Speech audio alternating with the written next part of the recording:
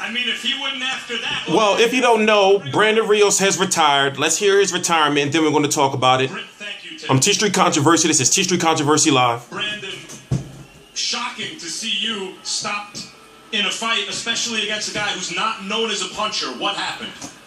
My body is not the same no more. I've been in a lot of wars, and you know what? I think it's time to hang it up, you know? I had a great performance with Timothy Bradley in my career. I'm done. I think that's it. You know, it was a great run. It is what it is. I'd like to thank the fans for coming out, supporting this. Even though I didn't give a great show, but fuck it is what it is. I don't want to hurt my body. I don't want to hurt my family. I don't want my close friends around me. So, you know, I think it's time to hang up the gloves.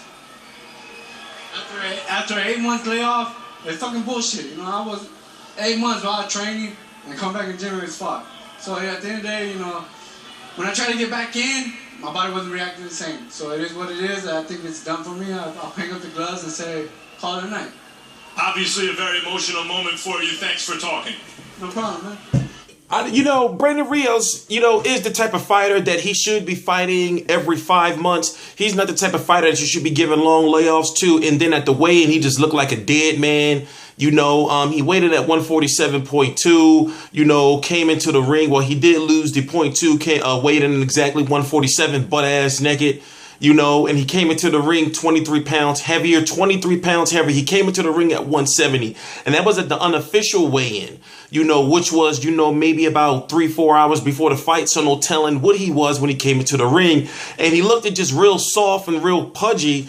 And, you know, like, I'm thinking, like, should he really retire? Where does he go from here? Honestly, if he's saying his body is not the same anymore and his power didn't carry up to 147, you know, I don't think it's going to carry up to 154. So it's not like putting him up in a higher weight division is going to do any help for him. And, you know, if you really want to know the lowdown, he's been trying to get a fight for the longest, but his promotional company couldn't secure a fight for him. And it's a shame because, you know, like, if he would have had a better chance getting a fight if politics wasn't so involved with boxing. You know, I would have loved to see maybe him, you know, versus a Sean Porter or somebody like that. But, you know, because of politics, those type of fights can't happen. Now, Brandon Rios doesn't seem like the type of fighter. Well, he's not. I'm not going to say he doesn't. He's not the type of dude that's going to be in the gym, you know, every day, like putting in work.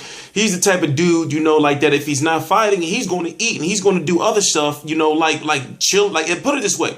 It seems as though he's always in the gym because we're so used to seeing him on Eli Sekback channel. It seems as though he's always training, but he looks like just one of those type of fighters that when it comes to the weigh-in, he takes like 20 pounds off like during the fight week. You know, it's like that's horrible for your body because when you look at him on the scales and you look at his face be all skin, he really do be looking sick. So, you know, I mean, he's retired. I mean, realistically, are people really going to miss Brandon Rios? You know, it's a shame, but not really. Is he a Hall of Famer? I doubt that. But still, like, put it this way. He was a good, solid pressure fighter while he was here. Never a superstar. He did get the big money payday in Fort Manny Pacquiao in the fight I felt he shouldn't have got because he was coming off of a loss against Mike Alvarado, even though it was a good loss. You know, as far as he put up a good performance and it was a fight that could have went either way, still it was a loss and he got a big money fight against Pacquiao. And now he just has the reputation of being a punching bag. Now, when it comes to Timothy Bradley, it's hard to give Timothy Bradley full credit for the win, even though he did look, put it this way, in a lot of fans' eyes, it's hard to give Timothy Bradley full credit for the win because of how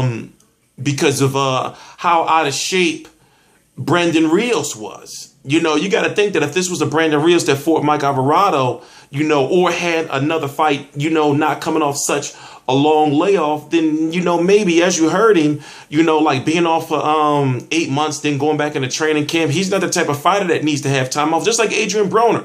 Adrian Broner's not the type of fighter that needs to have 3-4 months off. 3-4 months off before he starts going into the gym. You need to have Adrian Broner fighting 3 or 4 times a year if you want him to be focused and you want him to be in shape. Same thing with Brandon Rios. I'm T Street Controversy. This is T Street Controversy Live, and I cover every single major fight live. Please subscribe.